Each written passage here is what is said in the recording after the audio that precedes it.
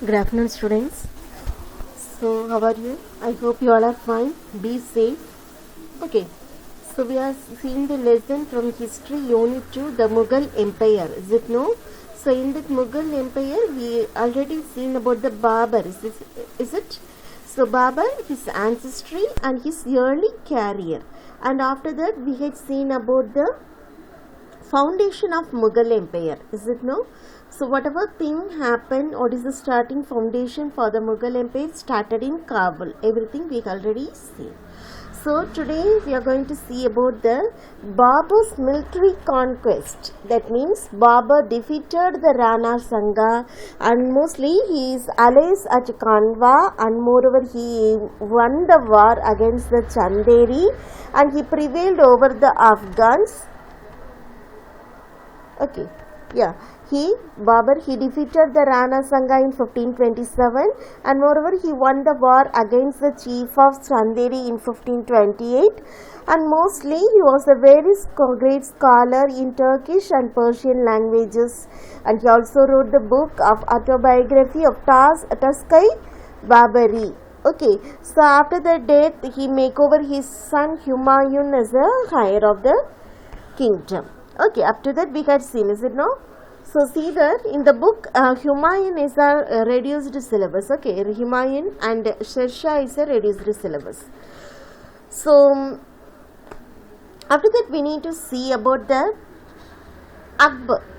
Okay, so after the death of the Humayun in 1556, his 14-year-old son Akbar crowned the kingdom. Okay, so Humayun trusted that General Bairam Khan. He became the regent and ruled on behalf of Akbar. Okay, so as the later, why means he was a minor, is it no? So that. So after the death of the Humayun in 1556, the 14-year-old son Akbar, he was crowned as the king of Humayun's trusted General Bairam. Okay, so Bairam Khan, he became the regent and he ruled on the behalf of Akbar. Okay, so why? Because Akbar is a minor. Okay, so Himu, that means a general of Sar dynasty, they soon captured the Agra and Delhi in the 1556. Okay, so in the same year, Bairam Khan defeated and killed the Himu in the battle of Panipat. Okay, that means in the second battle of Panipat in 1556. Okay, so Bairam Khan was murdered in Gujarat legally at the instance of Akbar, who could not tolerate his dominance in day-to-day governance. Okay, because every work, everything was ruled over in behalf of the Akbar, who is it? Bairam Khan only, is it no? So after the death of the Bairam Khan, Akbar cannot able to tolerate it. Okay, so Akbar assumed that full control of the government. Akbar brought most of the India under his control through the conquest and alliances. Alliances means more through the matrimonial alliances. Okay, so marrying the queen from the other kingdom. Okay, so if you see the map, you can see that. So while in the period of Akbar, see that the Mughal Empire under the Akbar. So whatever thing places it's marked in the pink color, you can note down that Mughal Empire under the Akbar. So throughout from Ahmednagar, Gujarat, Ajmer, Kabul, Kashmir, Lahore, Panipat, Delhi, Agra, Lucknow, and Bihar, Patna, Allahabad, Bihar, up to Bengal, is it no? Yeah, Bengal, not only Bengal, from Odisha also. Okay, so this is the assertion of throne. So here I need to inform that Akbar conquered Malwa.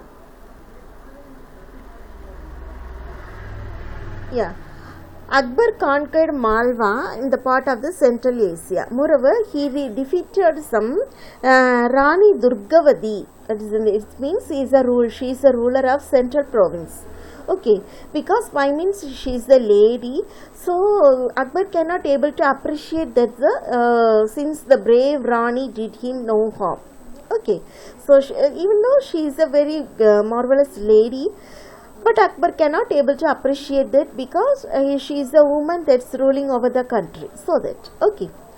So, urged by his ambition to build an empire, Akbar had no consideration for the good nature of the ruler. Similarly, another woman ruler Akbar had to confront in South India was the famous Rani Chand Bibi. He is the regent of Ahmednagar. Okay, so the fight this woman put an impressed the Mughal army so much that they gave their favorable terms of peace. Okay, can you able to understand that? That means conquest of women rulers. So even though Rani Durgavati, she is a woman ruler and she is a very brave lady, so she didn't do any harm to Akbar, but Akbar cannot able to appreciate Rani Durgavati to rule over the kingdom. Why? Because of the woman. Okay.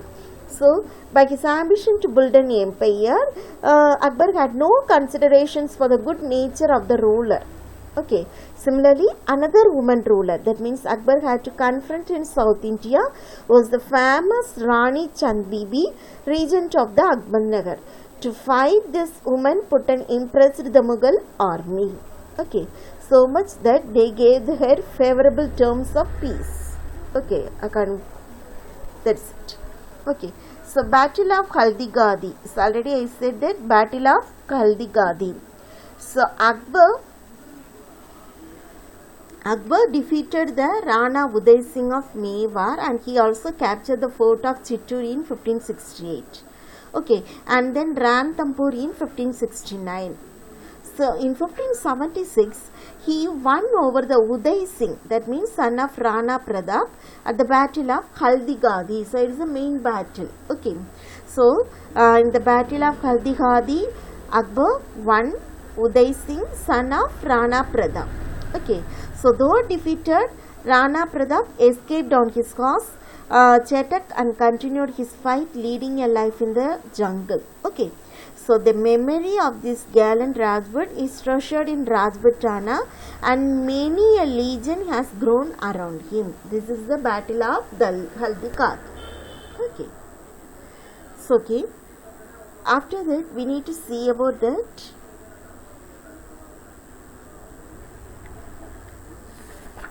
Aurangzeb. Okay, so the remaining one pages, it's also from the reduced syllabus. Okay, last we can make it over the short view. So Aurangzeb, he ruled over the 1658 to 1707. Okay, so Aurangzeb is the last ruler of the great Mughals. He started his reign by imprisoning his old father. That means he assumed the title of Alamgir. That means the conqueror of the world. Okay, so he ruled over for 48 years. He was no lover of art like his grandfather Jahangir. Okay, so and the architecture like his father Shah Jahan.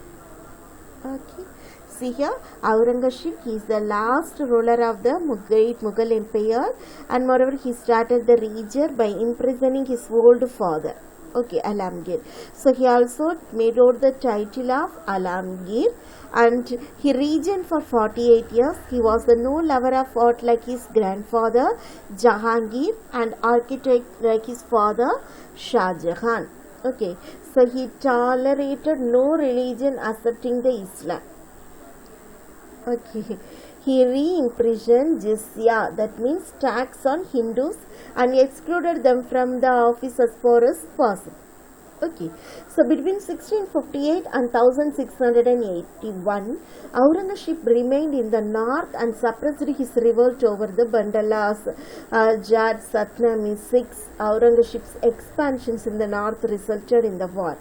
So, with the homes of Kamarupa, that means he is a ruler of Assam. Okay, so the kingdom came under the repeated attack of Mughals, but it could not be subdued totally. So before that, I need to say shortly about the Jahangir. Okay, I need to say shortly about the Jahangir. See here, Akbar, he was succeeded by the Prince Salim. Okay, so his son, through a Rajput wife, he was also named the Nuruddin Muhammad Jahangir. That means conqueror of the world. Okay, So Jahangir was most interested in the art and painting, gardening, flowers, and then running the government. So Jahangir's wife, that means Meghruddin Nisha, known as the Noor Jahan, he was the real power behind the throne. Okay, so Jahangir carried on to the same some extent of his father traditions. The toleration of religious, that means Akbar has followed, is it no? So Akbar's time continued in Jahangir time also. However, his father is ruling over the country, the same way only Jahangir also he ruled over that. But Jahangir ordered the execution of the Sikh leader, that means Guru Arjun, for helping his religious son Kushra. Okay, so who contested for the throne. This resulted in a prolonged fight between the Sikh and the Mughals, because Jahangir and as well as Akbar also, they are supporting the other religions. Even though they are a Mughals, they are supporting the Sikh as well as the Hindus, is it no? So there is a prolonged fight between the Sikh and the Mughals. Okay, so as a result of the confrontation, the Mughal had to lose control over the trade routes to the Afghanistan. Okay, so not only Afghanistan, Persia and Central Asia. Okay, so the loss of Kandahar, they exposed the India to invasions from the northwest Ahmednagar. Okay, so through conquered by the Jahangir remained a source of trouble throughout his region. Okay, so moreover, Jahangir granted the trading rights to the Portuguese and later to the English. Okay, so Thomas Rowe, that means he was the representative of King James I of England. He visited the Jahangir court, and moreover, this agreements paved the way for the British establishing their first factory in the Surat. So in this way only the other country from the England, they came over to the India. Okay. Okay. Then Shah Jahan, you mostly know about the Shah Jahan, is it no? Shah Jahan means he built over the Taj Mahal. Okay, so in that way you know the Taj Mahal, Shah Jahan. Okay.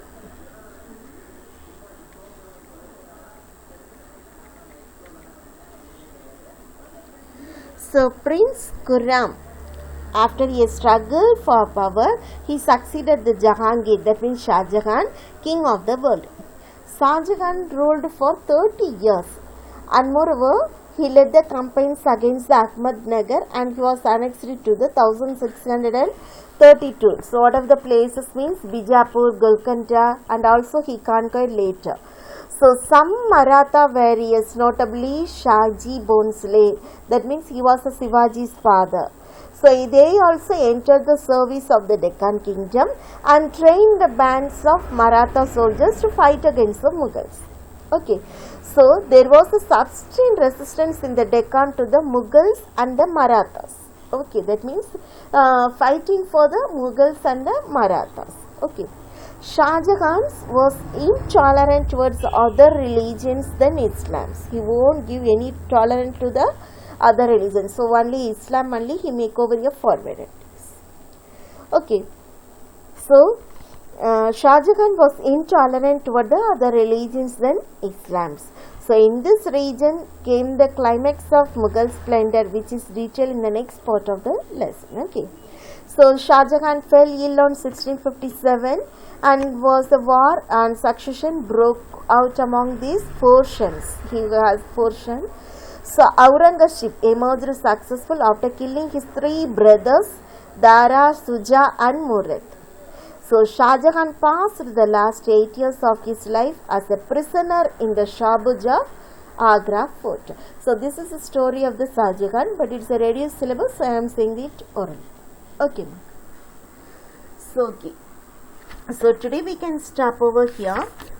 Tomorrow read the lesson, and tomorrow we can see about the Mughal administration and moreover the relationship with the Rajputs and Marathas. Okay, ma. Okay. So whatever thing we had seen today, so we had seen about the Rani Durgavati, is it no? Akbar and Rani Durgavati, and we had seen about the Battle of Haldigadi. Okay, Battle of Haldigadi. After that, we had seen about the Jahangir and Aurangzeb Shah Jahan. Okay. So just read over the lesson, just underline the most important one words. Okay, just read it again. So the one words and everything, the notes will be sent over by your Zoom class, ma'am. Okay, ma'am. Okay, thank you. We can see you in the next class. Thank you.